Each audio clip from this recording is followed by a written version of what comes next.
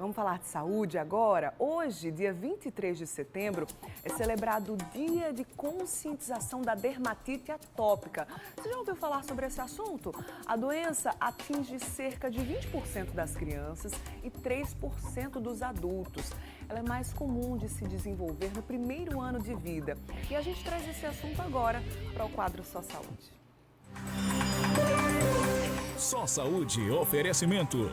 Laboratório Análises, agora também na Rui Carneiro. E aqui no Mulher Demais, então, você vai entender o que é a dermatite atópica, como identificar, então, os sinais, os sintomas e, claro, as formas de tratamento. Se você tem dúvidas, já vai enviando agora para mim no WhatsApp do Mulher Demais, no 991050400. Presta atenção no nosso papo a partir de agora e assim você já consegue interagir conosco também. Tem criança aí por perto, algum sinal na pele, nos cabelos? Vai mandando aí sua mensagem pra gente. Aqui no estúdio, para conversar conosco e tirar, claro, as dúvidas, eu recebo a dermatologista, a doutora Ismaele Veras. Bom dia, doutora, Olá. Seja bem-vinda. E estamos sintonizadas nessa manhã de segunda-feira, né? Seja bem-vinda aqui à nossa casa.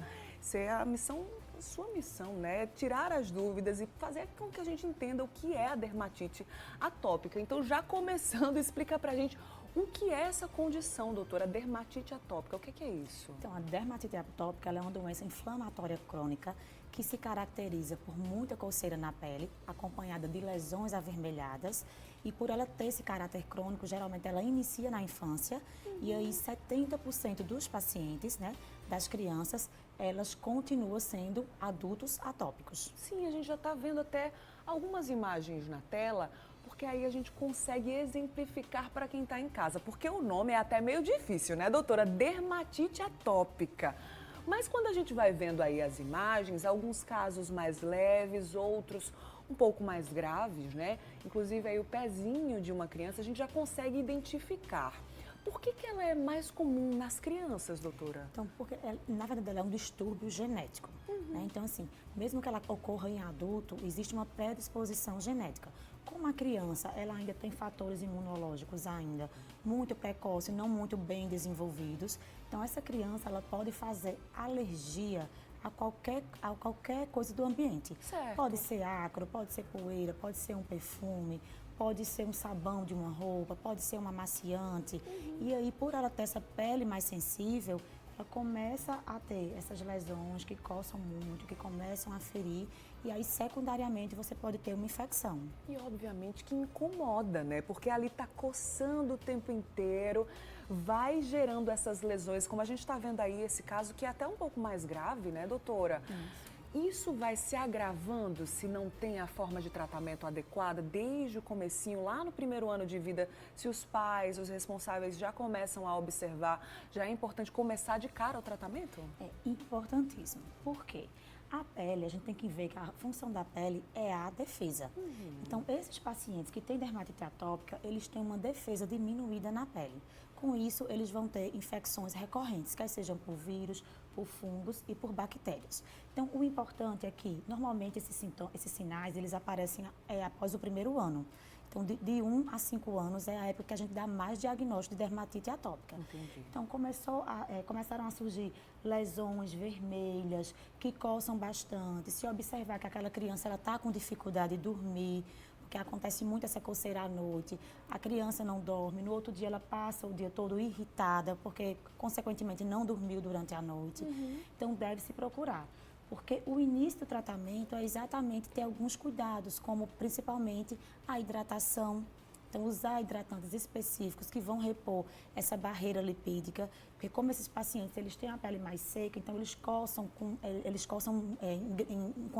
uma grande intensidade. Sim. Então, quando a gente hidrata essa pele, repõe esse manto lipídico, a gente diminui essa coceira. Então, após perceberem os primeiros sinais, procurar o dermatologista, porque muitas medidas, elas são, a gente consegue aplicá-las no nosso dia a dia e muitas vezes a gente nem precisa de uma medicação de uso oral, muitas vezes é só cremes, pomadas e as medidas gerais. Ainda falando sobre esses sintomas, né? Vamos trazer aqui em tela também, porque aí você já consegue identificar, além desses sintomas que a gente mostrou, né, através das fotos. Vamos ver aí em tela para você acompanhar junto comigo os principais sintomas da dermatite atópica, junto aí com uma ilustração, tá? Ressecamento da pele, erupções, descamação, fissuras, inchaço, vermelhidão, coceira e rubor, que também é essa vermelhidão, né, doutora? Ali do lado direito da tela tem os gatilhos. Então, aquilo que pode causar esse tipo de dermatite, né, doutora? E pode desencadear uma crise, né? Então, como eu falei de causa, ela é genética, ela é inflamatória e imunológica. Mas existem muitos gatilhos. Então, por exemplo, como eu falei, né, é muito alérgico. Então, o pólen, aditivos químicos, tecidos sintéticos, por exemplo. Entendi. É sempre bom, tem que ser tecidos de algodão leve, alterações de temperatura, muito quente, muito frio, o próprio suor, né, o mofo. Então, a gente vê que nessas medidas que a gente orienta, o primeiro ponto é ter controle do ambiente.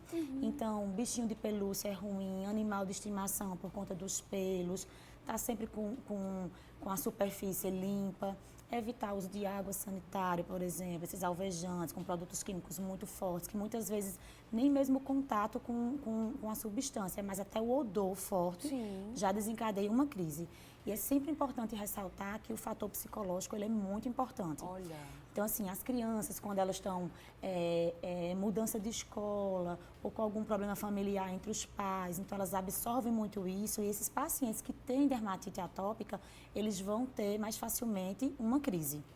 Acho que é super importante a gente falar logo nesse comecinho de papo também, que mesmo que existam essas alterações na pele, como a gente viu aí nas fotos, na ilustração, não é uma doença contagiosa, né, doutora? Isso é super importante, porque já tem um fator psicológico, a pessoa passa a noite se coçando, no outro dia se fere, e aí existe esse agravante que as pessoas, elas começam a discriminar, né? Aquelas crianças, aqueles adultos que têm aquelas lesões por medo de ser contagiosa. Isso não é contagioso, tem uma predisposição genética, não é para quem quer, é para quem pode. Então, você tem que ter uma alteração no seu gene que vá predispor a essa doença. Sim. E aí não tem risco nenhum de contaminação. A gente tem que acolher esse paciente, tem que começar a ter uma orientação nas escolas, inclusive. Então, é super importante crianças que têm dermatite atópica, às vezes até ir a uma consulta com o médico para entender a doença, para que se explique aos coleguinhas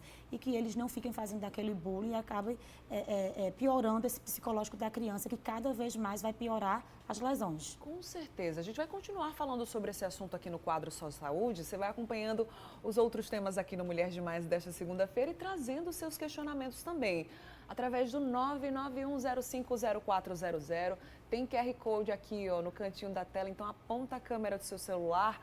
Aproveita a doutora Ismaélia aqui, especialista, dermatologista, para tirar suas dúvidas sobre esse assunto também. Conseguiu identificar algo aí parecido sobre o que a gente está falando aqui?